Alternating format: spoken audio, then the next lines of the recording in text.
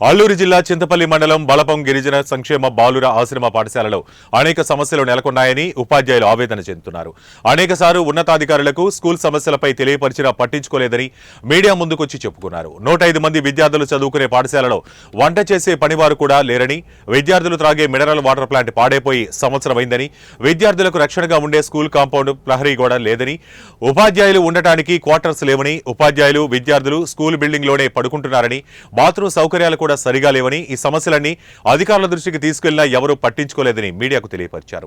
మండలంలో అతి మారుమూల ప్రాంతమైన బలపం గ్రామంలో ఉన్న గిరిజన సంక్షేమ బాలుర ఆశ్రమ పాఠశాలను అధికారులు సందర్శించి అన్ని సదుపాయాలు కల్పించి విద్యాబోధనకు సహకరించాలని ఉపాధ్యాయులు కోరుతున్నారు.